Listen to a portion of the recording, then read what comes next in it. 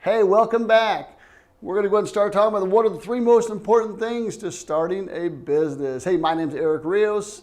I love to help people go from the 9 to 5 to become a seven-figure entrepreneur. We're so excited that you're here. Let's go ahead and get this started. Here we go. Okay, check this out. What are the three most important things to starting a business? Well, I can tell you this. I've started 5 different businesses. I've had 2 go to over 7 figures, 2 at 6 figures, and one, well, it just didn't work out. I mean, I got to tell you, they don't all work out. So it's important to understand some things just aren't going to work. No matter how much you want it to work, it may just not work. So let's get started here. Okay, so number 1, do people want to buy what you're selling?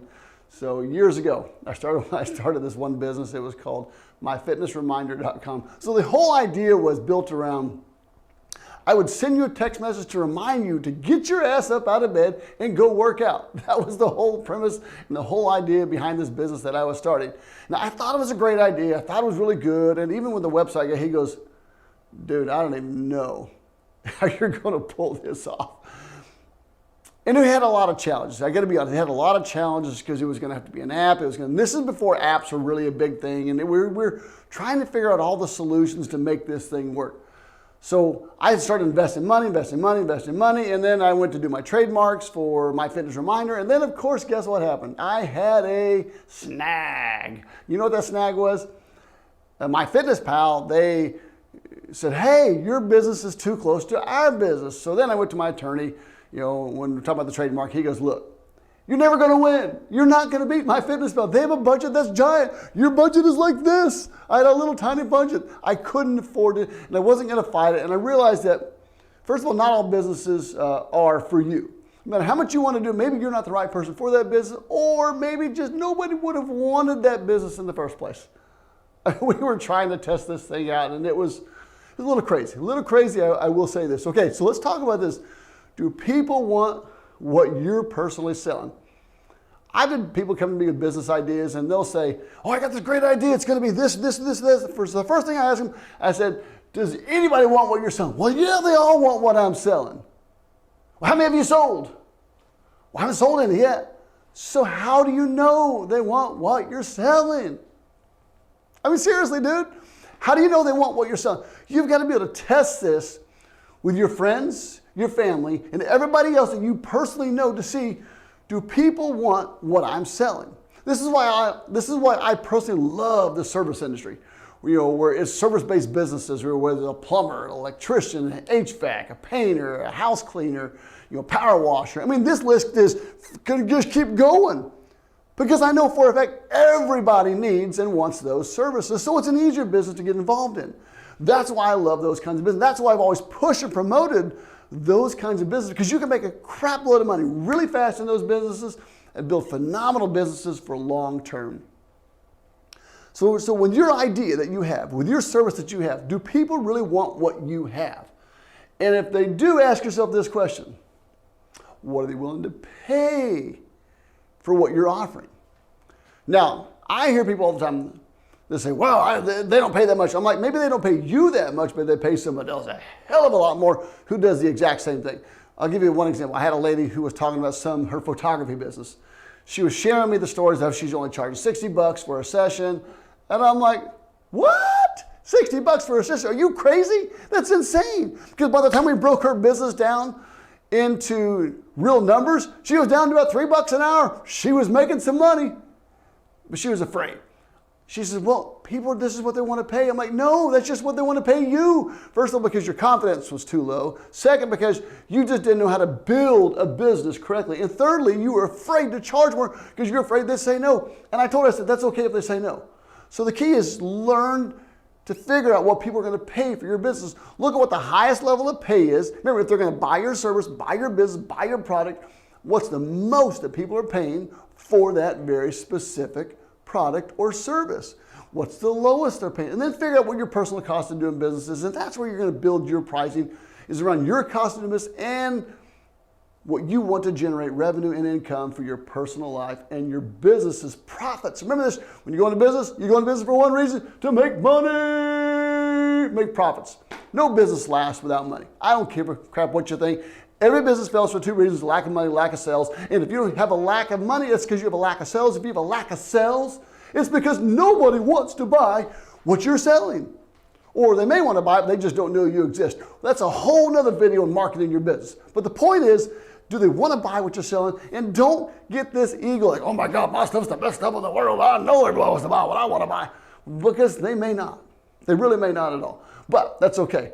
So the fun part here is figuring this out. And that's why you go to your family, your friends, and all the different people that you know and say, hey, would you buy this service or thing that I'm offering? And if you would, what would you be willing to pay? Because they may already be paying for that very thing themselves and say, oh, great, now I can use you, but I'll use you at a cheaper price because I know you. No, you're not a charity. Remember this, you're never a charity. You can be charitable, but don't be a charity. You're in business to make money. So you can have the best life that you can possibly have. Okay, let's go to the next one, okay? Do you have a quantifiable way you will get clients? So now let's say they want to buy what you have, they want to buy your service, they want to buy your products. So do you have a quantifiable way, a way to measure and track how you're going to get those clients? One of the first things that people struggle with when they go into business for the first time, and we have a video on this on our course too. We talk about this very thing, how to get to 10K in your first week. But one of the first things they struggle with is, how do I get customers? How do I get clients? How do I get people to buy the services that I'm offering? How do I get them to, where do I get them from? I mean, all these things. So the question you have to ask yourself is this, is do you, I'm talking to you, have a quantifiable way that you're going to find your clients?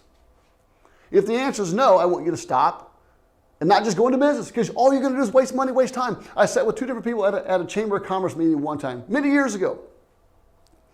One lady owned a business of doggy daycare. Another guy was an engineer. So I asked the lady at the doggy daycare, I said, hey, how's your business going?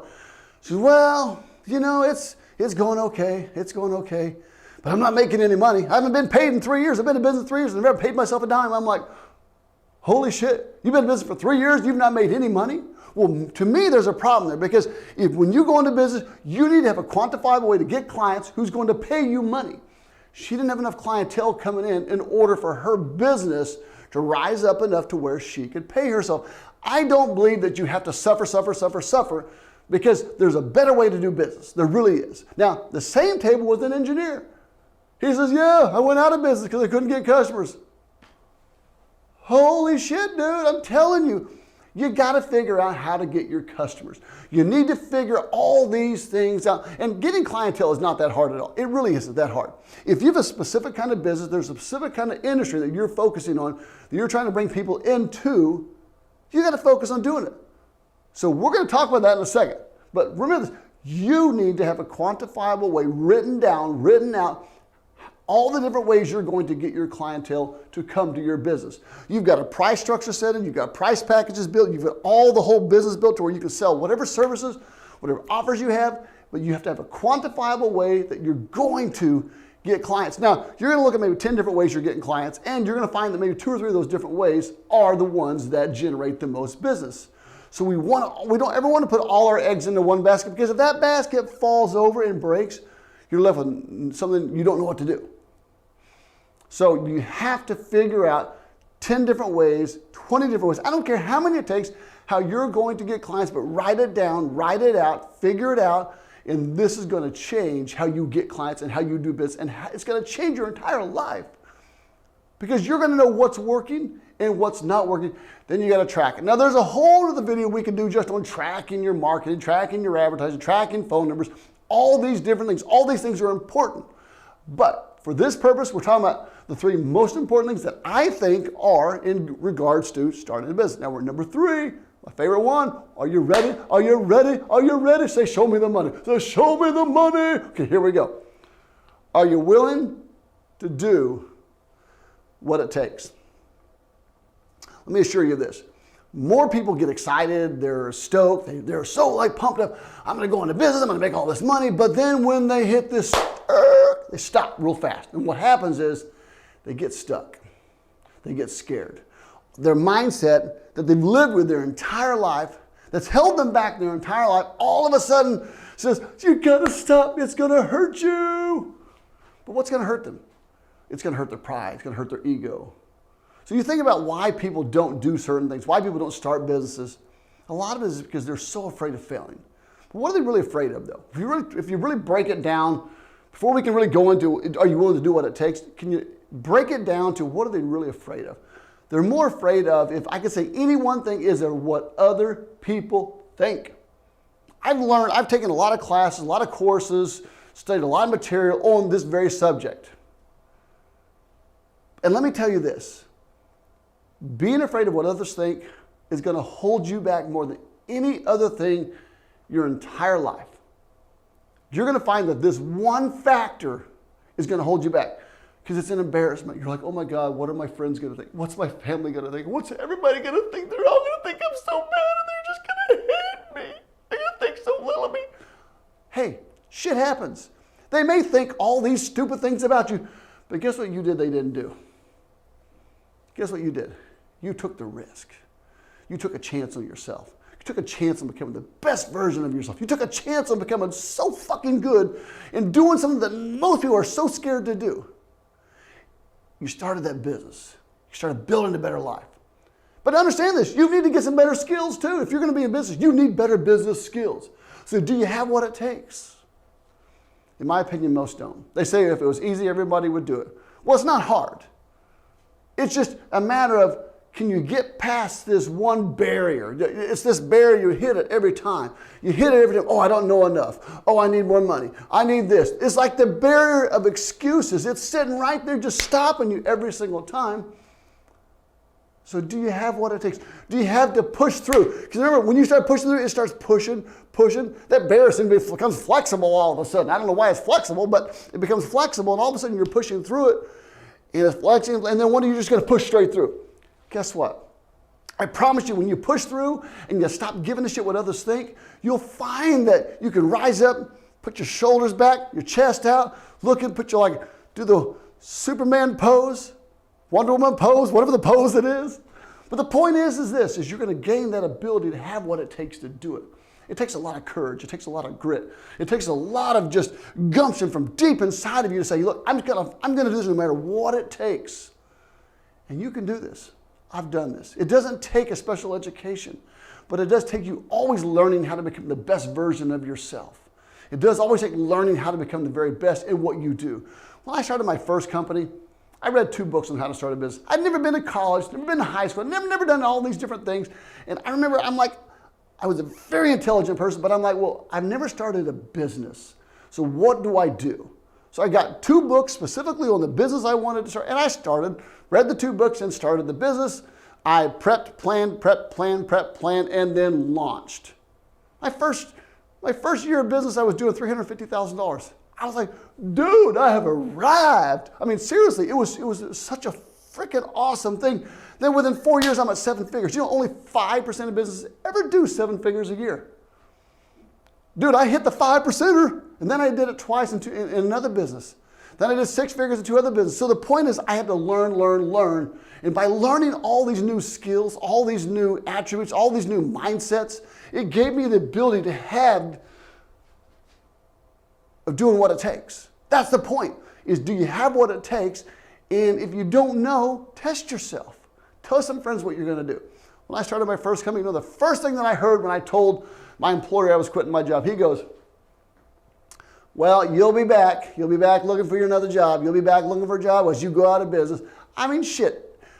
People are going to just dog you, down you, all these different things, and that's okay. But get yourself around some of the best people in the world. Get yourself around other entrepreneurs who are succeeding, who are doing well, because they're going to be your greatest cheerleaders. They're going to cheer you on. You're going to move forward. You're going to have phenomenal success by being around those kinds of people.